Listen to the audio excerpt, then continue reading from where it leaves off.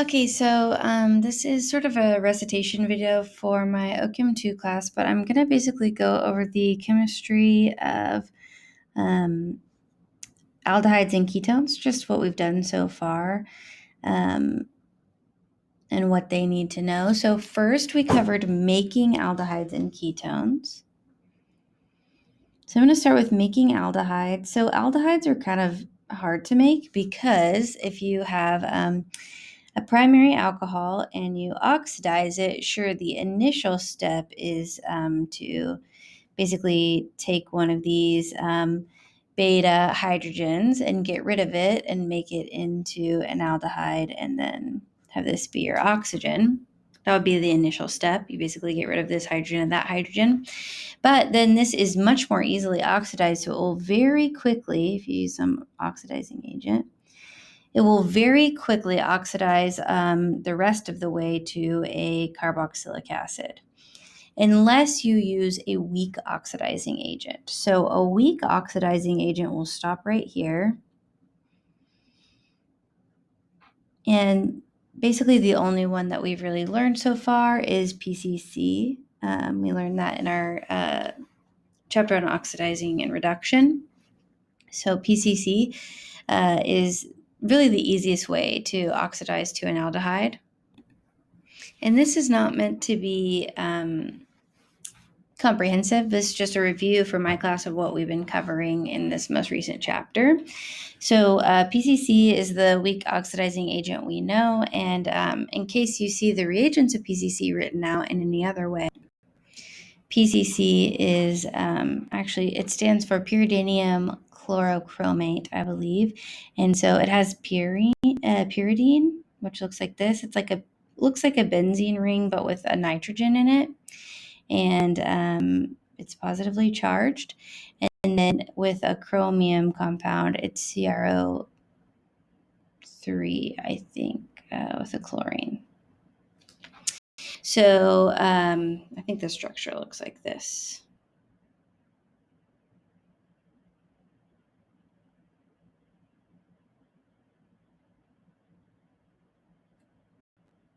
Something like that, maybe. Anyway, so it's this is negatively charged and this is positively charged. So they kind of go together like that. Okay, so that's PCC.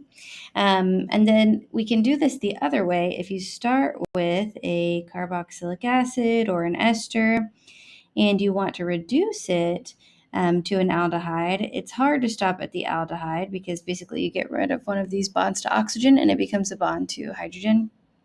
It's hard to stop there because aldehydes are harder to reduce than aldehydes and ketones are easier to reduce than esters or carboxylic acids. Sorry, I misspoke at first. So if you reduce to the aldehyde step, it's way easier to keep reducing and eventually get to your primary alcohol. So most of your reducing agents like LAH or NABH4, they don't stop at the aldehyde step. It's because it's in the middle there. So if you're oxidizing, it's easier to oxidize then, so it'll keep going. And if you're reducing, it's easier to reduce, so you'll keep going, unless you have weak agents. So weak oxidizing agent, or in this case, a weak reducing agent.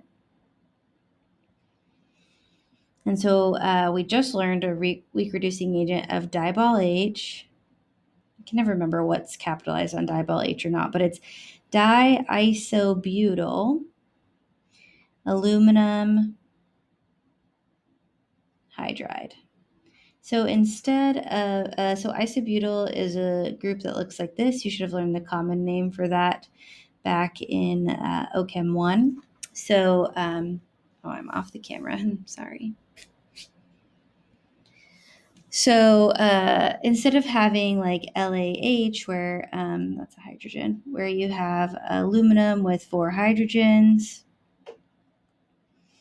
and a lithium. This is positive, this is negative, and this is positive. Instead of having LAH with 4 hydrogens, you just have 1. So it's easy for me to remember that structure, which is 1 hydrogen, it has less hydrogens to give to reduce, so it's going to stop right there. So that's why I remember that as diol H. Another one is instead of having all these hydrogens, you can have triterbutoxy, lithium aluminum hydride. So it would also just have one hydrogen with 3 tert butyl groups around it, and then 1 hydrogen and the lithium. So these reagents are going to be your weak reducing agents that will stop you at the aldehyde. And then the last thing is oxidative cleavage. So oxidative cleavage is if you have a double bond and it breaks right in the middle and you get an oxygen at both of those positions. Now, again, if you have a weak oxidizing agent, it can stop at the aldehyde. But if you have a strong oxidizing agent, like KMNO4, for example, so the initial oxidative cleavage breaks the bond, but KMNO4 will always oxidize aldehydes if it can. So you'd end up getting a carboxylic acid. So if you want to stop at the aldehyde instead of going all the way to the carboxylic acid, again, you need a weak oxidizing agent.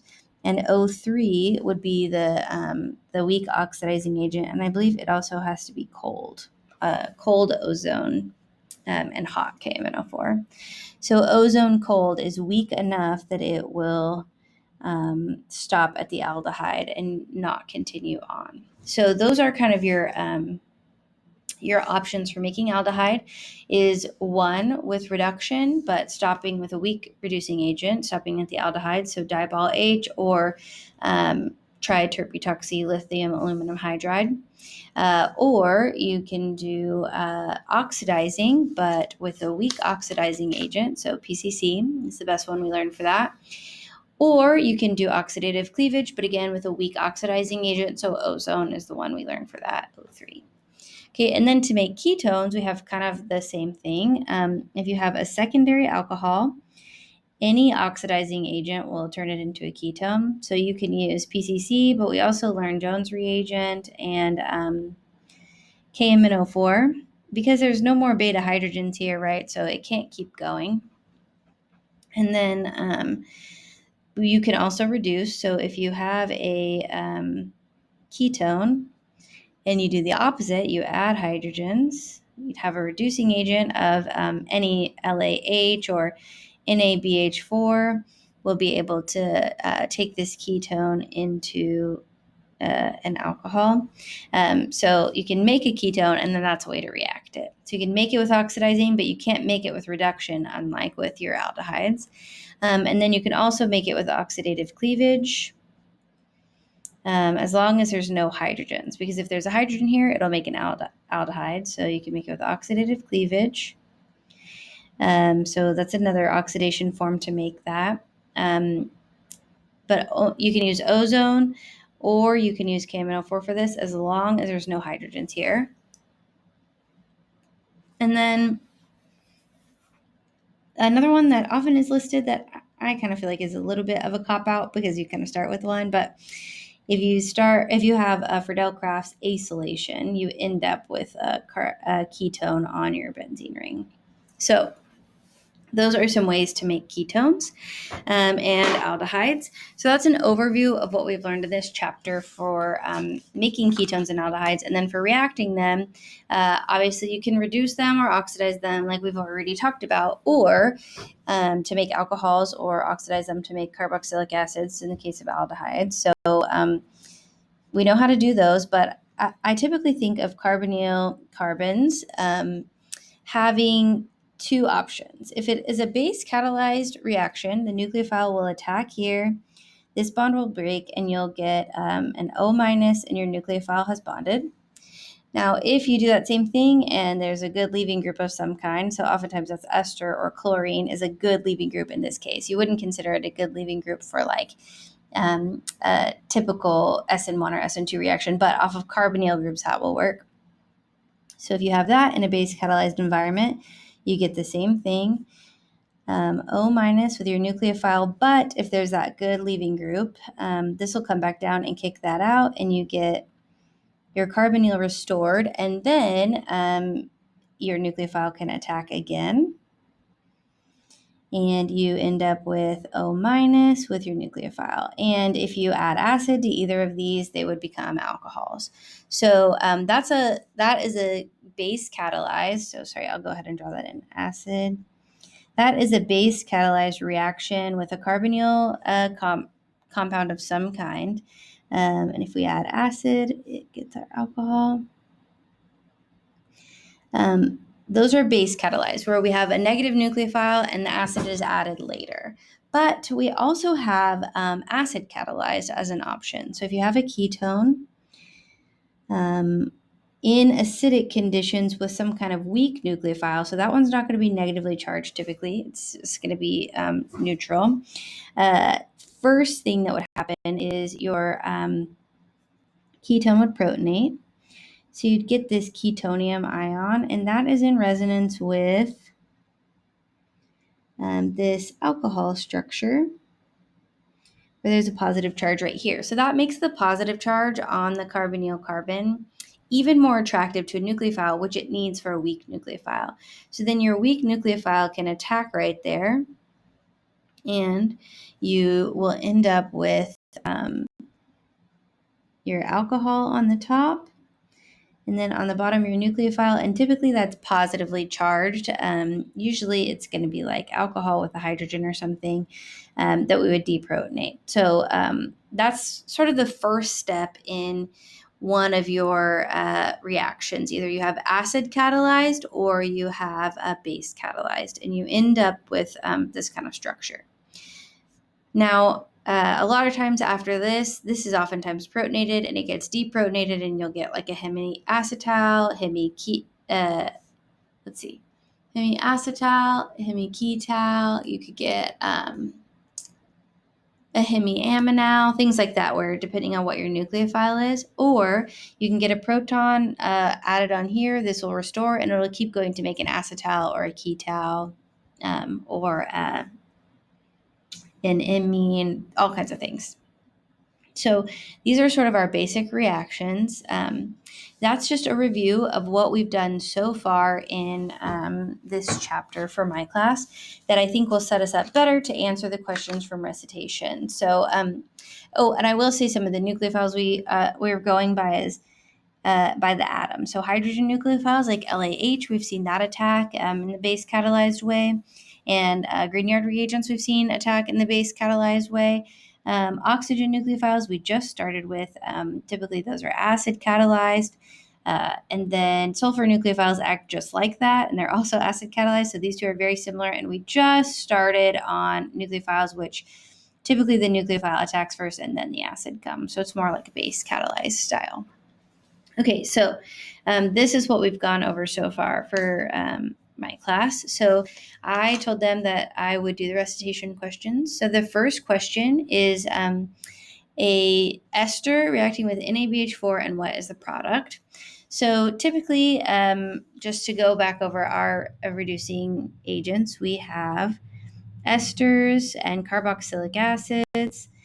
Both of these are harder to reduce than ketones, which are harder to reduce than aldehydes.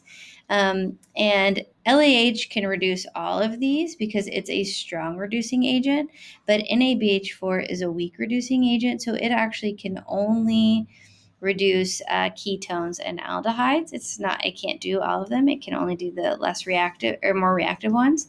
So NABH4 can't reduce esters, so this is a little bit of a trick question, so there's no reaction here.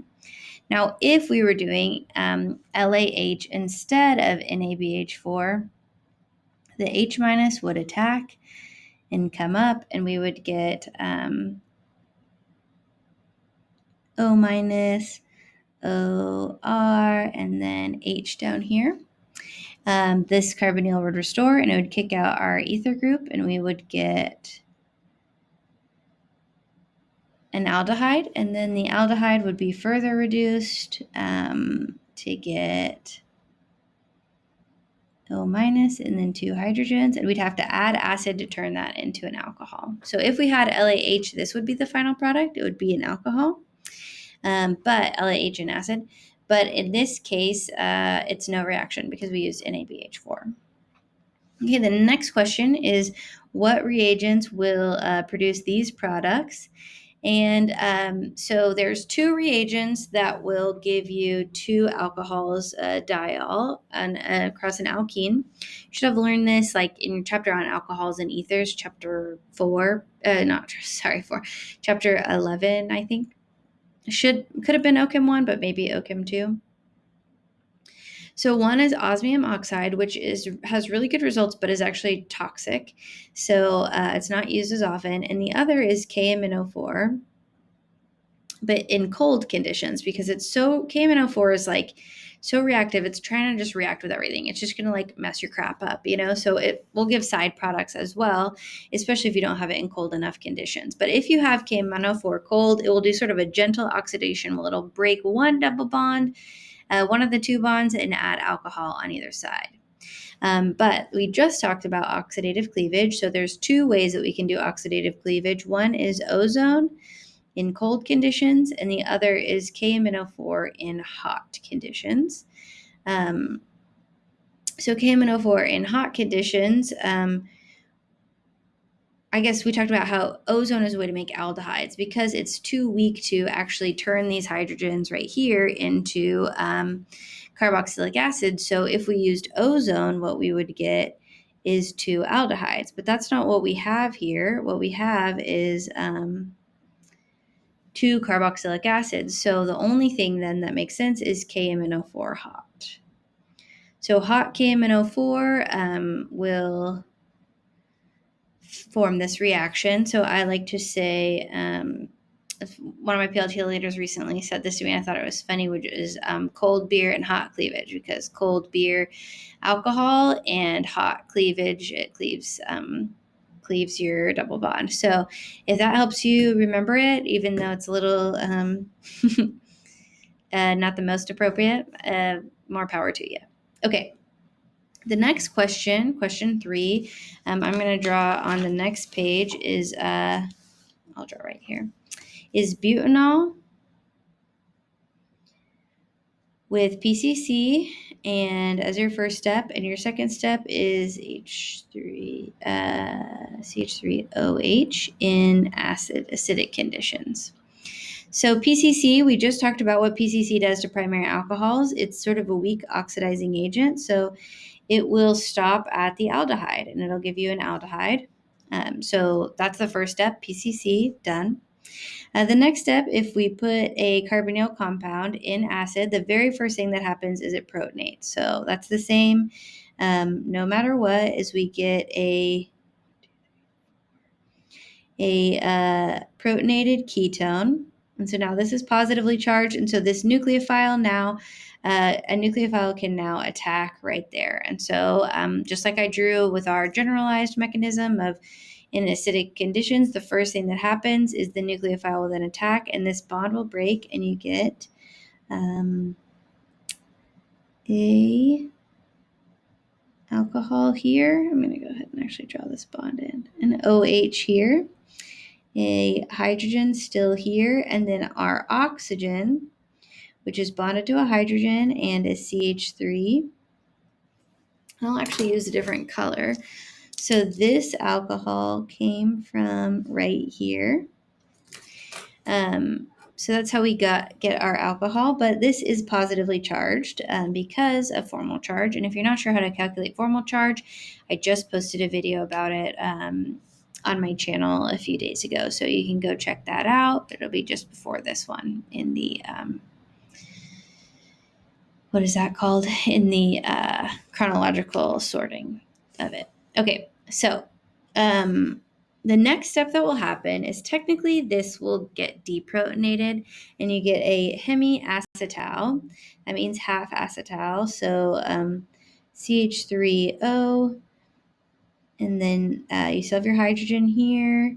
You have your alcohol here, and 1, 2, 3, 4 carbons. So a structure that has one alcohol and one ether is called a hemiacetal. So technically that gets deprotonated, and then this alcohol would get protonated is the proper mechanism. But actually what I tend to do is just take this alcohol. This is not the most proper in terms of acid-base chemistry of like which one would actually be favored, but it's fine. So we get our OH now has 2 hydrogens, and it's the positively charged. And then over here where we have our oxygen bonded to our CH3, this is a side that our carbonyl will now restore from because this is the better leaving group. So this is still the CH3 that came from here. That's the one where the carbonyl will restore and the leaving group will leave. And we end up with a very weird structure that looks like this. It's positively charged with your CH3 or whatever your R group was right here, and your aldehyde here still. And this leaving group is left. It's just in water. And then we'll get another equivalent of our nucleophile attacking. So our nucleophile will attack again, and this bond will break. And we get hydrogen here, an ether over here, and then an ether over here as well with the hydrogen that's positively charged. So this is a protonated ketal, and then that would get deprotonated to end up with our final structure that looks like this. So that's our acetal, or if this was a carbon instead of a hydrogen, it would be a ketal. So that is the final answer to this question. Is basically you have your nucleophile attack twice, and so you end up with 2 alcohols. So that is the final answer to question 3. Question 4 is what reagents could make this structure? And the hint I gave is protecting groups. So something that we talked about is if you have typically a ketone or aldehyde that reacts with 2 equivalents of alcohol, so 2 alcohol equivalents, the reaction that happens, and I just drew the mechanism for you of why this happens, is you lose that oxygen, and instead you have 2 of these OR groups. Now, sometimes something that is used as a diol as a protecting group that makes it easier for your ketone or aldehyde not to react. And so they look like this. It's 2 alcohols, but they're just attached. So now imagine if these R groups were attached instead of being separate like that, you would get a ring structure. So this looks like this. So if you use a diol, you can get this. And if you use a thiol, which is sulfur here, followed by rainy nickel, that'll just get rid of your ketone altogether. So rainy nickel is just a special type of nickel that it's like a proprietary, really porous one that gives enough surface for this reaction to happen. Okay, so when I see a weird structure that looks somewhat like this that has 2 oxygens in it, I like 2 oxygens really close together like that. I assume that it is going to be a protecting group, and especially if it has this carbon is bonded to 2 oxygens and 2 ketones, or sorry, 2 oxygens and 2 carbon groups. I assume that this was a ketone and this side were diol. So I'll redraw that on the other side. So if we have a structure like, I'm running low on pages, like this is what we had. And 2 ethers are attached to the same carbon in a ring shape like this. This is called a cyclical acetal, where you have 2 ethers on the same carbon, and the 2 ethers on the same carbon are in a ring. I typically assume that the way that was formed is this was your ketone, and this this was your protecting group. So the carbon of interest is the one that has the 2 oxygens on it. So if we started with a ketone and a diol shaped like this, we would end up with this structure. Now, I'm not going to draw, I'm not going to draw the whole mechanism out because I did this exact mechanism in class just without these. So if you're unsure, you can go back to look at the class video, or you can watch my group work on aldehydes and ketones that I have also posted to know what the mechanism for that was. But that is the answer to that question, is it looks like that. So that's the answer to question 4. What reagents are responsible for this? And then the next question, and that would be acid catalyzed as well. So I guess plus H3O plus of some kind. Okay. So then the next question is, how do we get this transition? I actually took this straight from your notes. So if you're not sure where we went over this, you can go back to the PowerPoint. So I think this is question 5. How can we get a transition where even though the ester is more reactive, the aldehyde or ketone is more reactive, the ester is the only one that gets reduced to the alcohol, and the more reactive carbonyl compound doesn't. And the answer to that is we can use a protecting group, a diol. So when you have a ketone, when you have a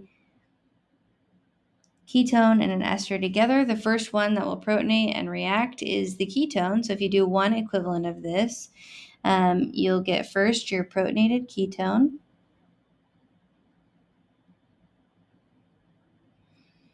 And this ester will be unaffected. And then the reaction will proceed exactly in the same mechanism as the one before that I drew. And it's the same mechanism as when we have 2 separate alcohols like I drew here. So it's the exact same mechanism that we've done a few times now, but I know that the cyclical acetal will form. So after we get our protonated ketone and our nucleophile attacks right there at that ketone, because the ketone's more reactive, we get, it'll react twice, and so we will get that cyclical acetal. It'll look like this. And our ester will be unaffected because it's less reactive. So it won't be reacting in this situation. We just add a little bit of acid, just enough to where only the more reactive ketone will react. And then we can use, then we can focus on our ester. So then we can use a strong reducing agent like LAH that takes an ester to a primary alcohol. And we would end up with, we'd still have our protecting group. And remember, so I haven't added the acid yet. So first I add LAH, and that nucleophilic hydrogen will attack 2 times. And because of the ester leaving group, which we talked about right here at the beginning, where the nucleophile attacks and this kicks up, and it'll do it twice. And so you get your O minus and your 2 of your nucleophile. So in this case, your nucleophile is your hydrogen. So we have 2 of our hydrogens that have joined, and then we get O minus and this. And if then you add acid, you'll get 2 things that happen. 1, this gets protonated, but 2, this reaction is reversible. So it'll go back to the way it was before it formed that cyclical acetal, because those cyclical acetals aren't like the most stable thing in the world. So it's reversible with acid. If you add acid, it can shift the equilibrium back. So you get this alcohol. So based on the shift of the equilibrium, that's how you can get this reaction to reverse. And so you have your, you basically use this diol to protect the more reactive group and then do chemistry on the other less reactive group, but not affect the first group. Okay. The next question was... question 6 is actually still another reaction of a ketone and an alcohol. So I'll draw that on the next page here. So a ketone with an alcohol, so I believe it was 6. 1, 2, 3, 4, 5, 6. Looks like this, and acid. So the first thing that happens always is this protonates, and then we get this protonated form, and then the alcohol can very easily interact with this very strongly positive carbonyl. And that reaction is the same one that I talked about right here, where the acid protonates first, and then you have this resonance structure, so a nucleophile will attack it. And a nucleophile is anything with lone pairs, basically. So this oxygen has a lone pair, so it's a good nucleophile. So we end up with, let's see, I like to count these to make sure, because it's going to make a ring if it reacts with itself. So 1, 2, 3, 4, 5, and 6. So the 1, 2, 3, 4, 5, 6. So this bond right here came from these 2 electrons. So those 2 electrons made a bond. Still has the hydrogen that it was originally bonded to, and now it's positively charged because it only has 5 electrons around it instead of 6. So then we have our O oxygen here that was protonated. So this is your intermediate structure, or protonated, what we call hemiketal. It's a ketal rather than a, because we still have this carbon group right here. Ketal rather than an acetal, because a ketone rather than an aldehyde is what it attacked. And so we have this intermediate structure that's protonated, and these are actually much more stable than not ones that aren't as a ring. And this is a reaction that happens with sugar a lot. That's why sugar is not an open chain. So then if we deprotonate that, we get a cyclical hemiacetal that looks like this. So that is the answer to question 6 right here. Question 7 is a multi-step reaction where we start with alcohol,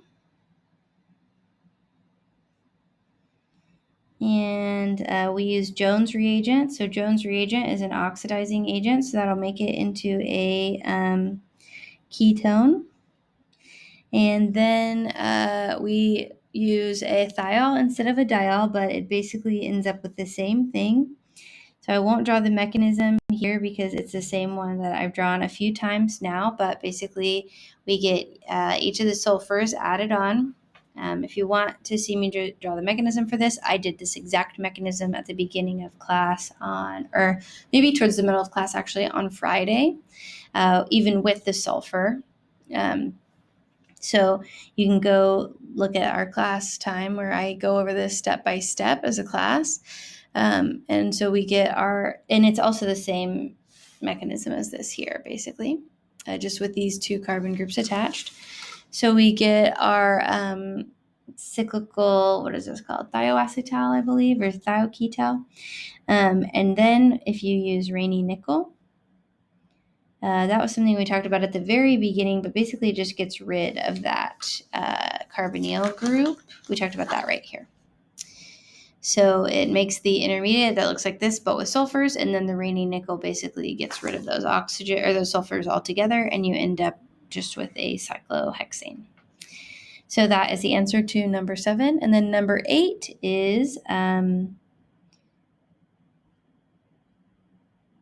what would be the structure if this reacts with dibol H? Dibol H. And that becomes an aldehyde.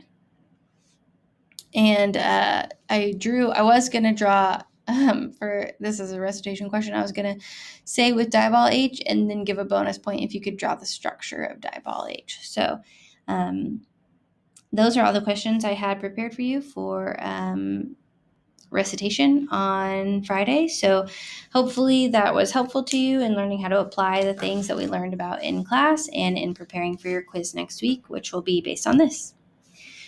Okay, good luck studying.